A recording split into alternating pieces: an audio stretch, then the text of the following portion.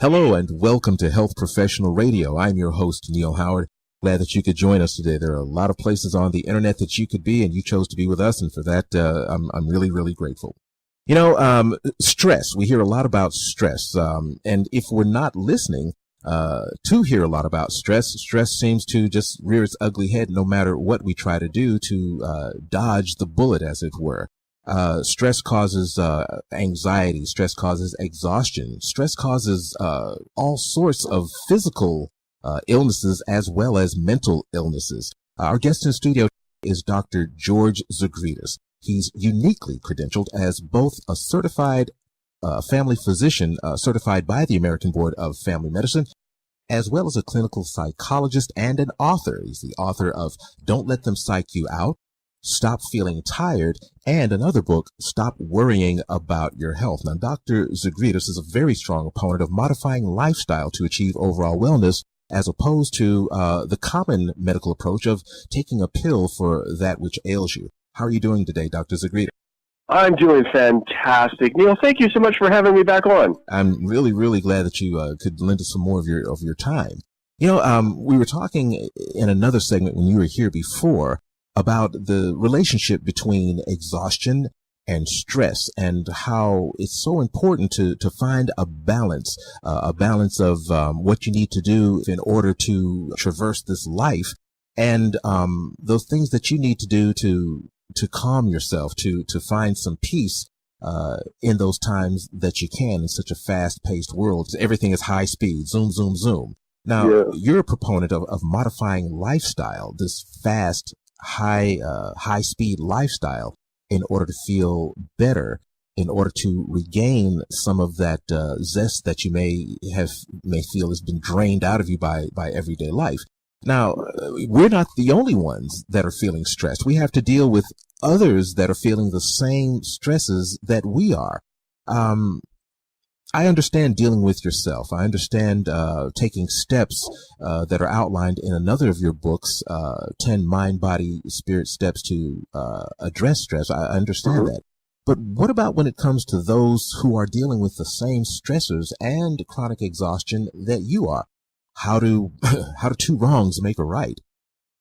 That's a great question. And what I often find in working with people, as well as in my own life and life of those that are close to me, is that we're all on this journey together, and so what I often will try to find when looking at someone else and what's going on with them, I try to put myself in their shoes. The behaviors don't just come out of nowhere, and so when I'm under a lot of stress, I kind of know what's going on, and I know how I'm reacting, whatever. But it's also important to have that insight into the other person. And so when you've got somebody that you're maybe having conflict with, or that might be a loved one that might be very stressed out, it's very important to be able to put yourself in their shoes, kind of like, where is that coming from? What's happening with that person? So, you actually literally can, if you, by following some of these cognitive techniques, you could literally have somebody, yelling or insulting you and not become upset at that, but instead be able to look and maybe even ask them, like, something to the effect that you sound very upset. What's really bothering you? What's going on? So psychology, we often call that a process comment.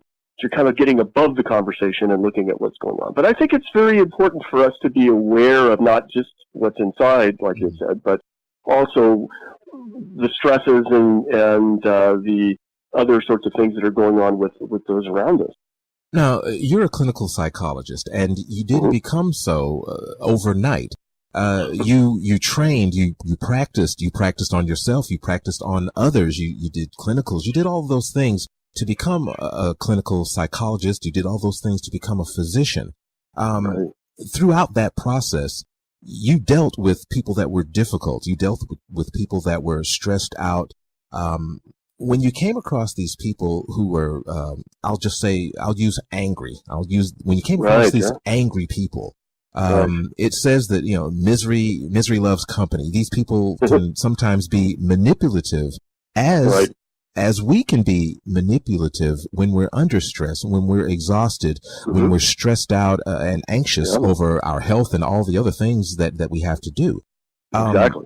When you had to deal with these people that weren't trained, what types of advice does your book, Don't Let Them Psych You Out, offer for this? I guess it would be a kind of a self-defense mechanism. You were talking about getting above the conversation. Well, sometimes getting above the conversation, are you actually above the conversation, or are you stuffing the urge to bash somebody's brains out? Well, probably a little bit of that sometimes too, but fortunately, personal insight, prevents me from ever taking it to that point. And I also break easily, so, I try to avoid fights. Yeah.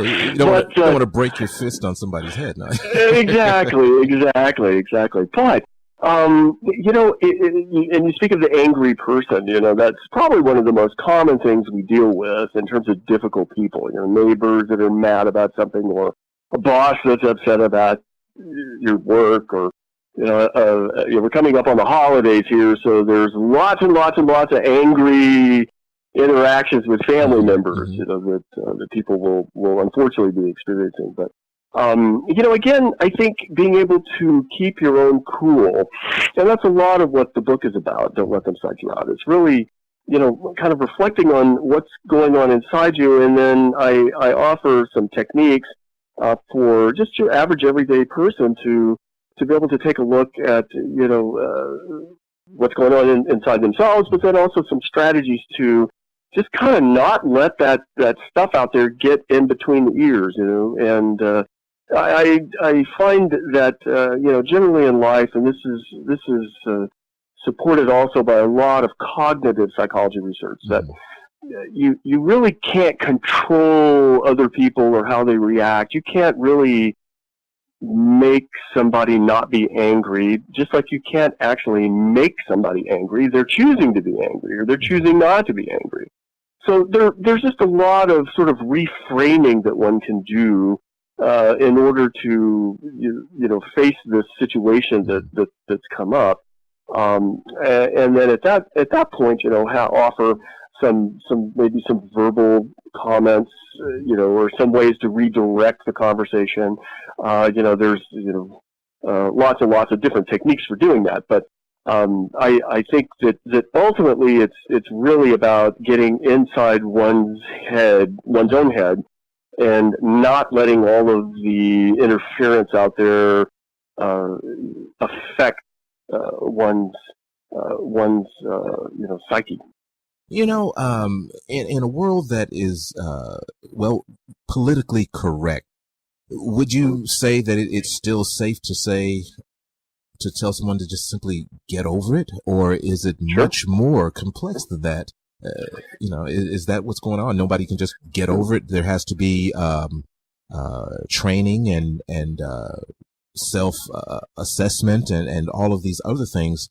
Is that what we're talking about? Just basically breaking down that old-fashioned term, get over it, and telling people how to get over it?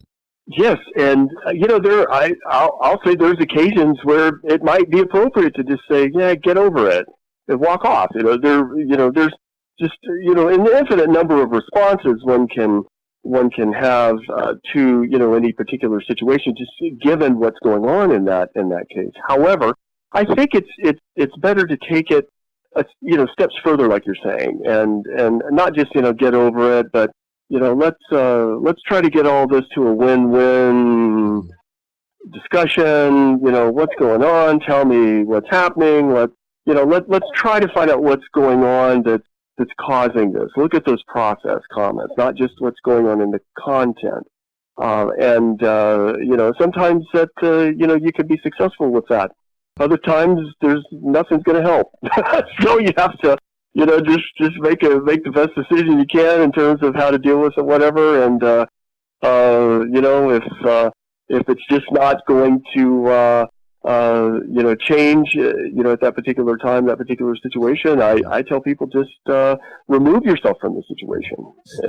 I call it a timeout. Just get out of the situation, go get some space, and kind of rethink how you want to want to handle things. Now, it's interesting that you should use the term timeout. Now, you are a husband, right?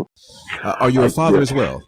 To a four-legged barking child. That absolutely counts, believe me. It absolutely counts, but I do clarify. You are an author. You're a family yes. a family physician. Family yes. denoting that you deal with the mom, the dad, the kids, many the dog. families over the years. Yeah. So in your writings, in your books, how many of these, or are these techniques applicable when we're talking about the stress that children may experience or their exhaustion, because they have lives as well? Yes, and I believe we're witnessing an increase in our society of the kinds of pressures you're mentioning on children. And as a family doctor, I'm going to step back and say, wow, we've got kids eating very terribly, okay? Not healthy meals, not healthy lifestyle stuff. So kind of, at one level, I would say the physical, the eating, the exercise, and all that, that's kind of one thing that's setting then the mind to maybe not respond to pressures and stresses as effectively as possible. But kids are under a ton of pressure.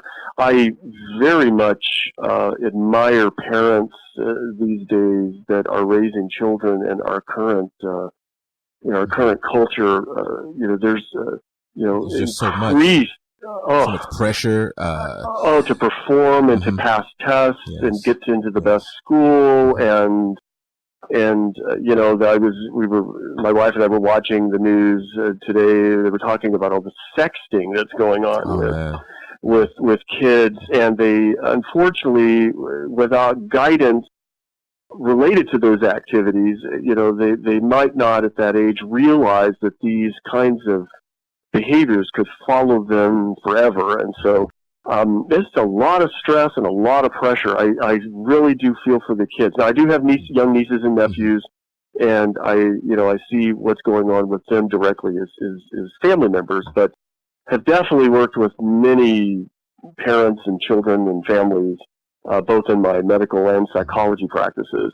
And it's a tough time right now. Absolutely, and it seems to be getting even more tough when the small kids are sent into an environment on a daily basis that says no one wins the game, Johnny. We all just had a great time. There's no score being kept. It doesn't matter.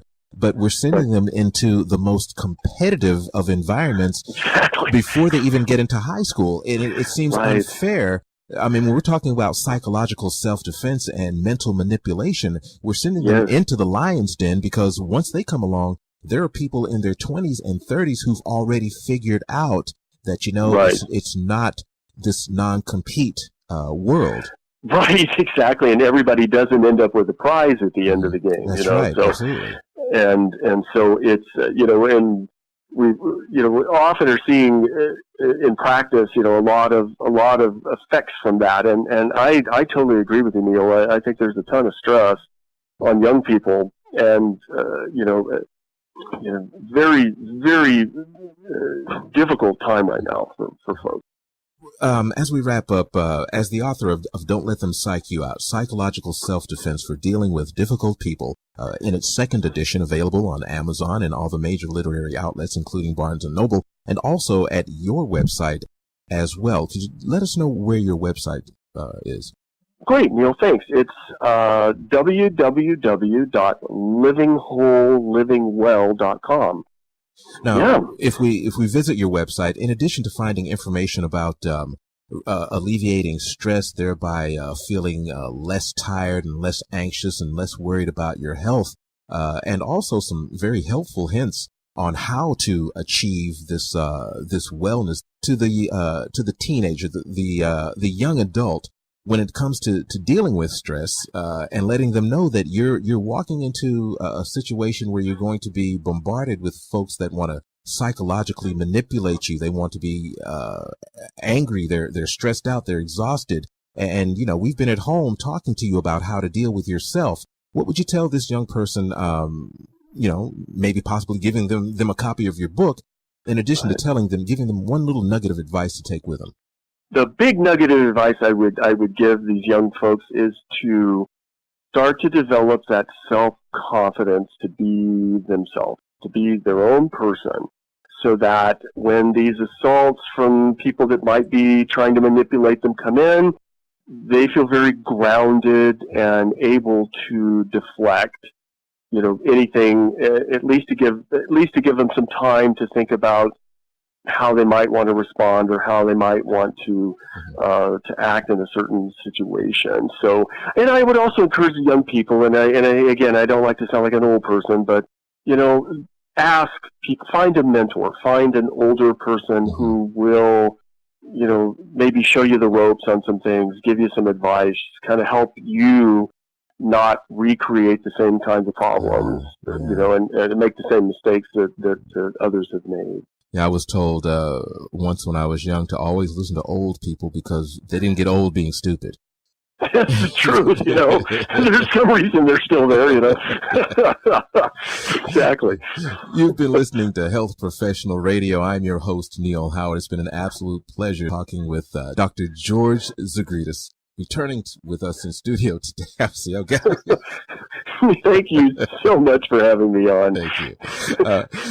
We've been here talking about some of the ways that you can stop people from psyching you out, not letting misery enjoy company, and basically changing your lifestyle in order to feel better pretty much now. It's been great having you here with us today, Doctor. Thank you, Neal. Looking forward to continuing our conversations. Absolutely. Thank you. Transcripts and audio of this program are available at healthprofessionalradio.com.au and also at hpr.fm, and you can subscribe to our podcast on iTunes.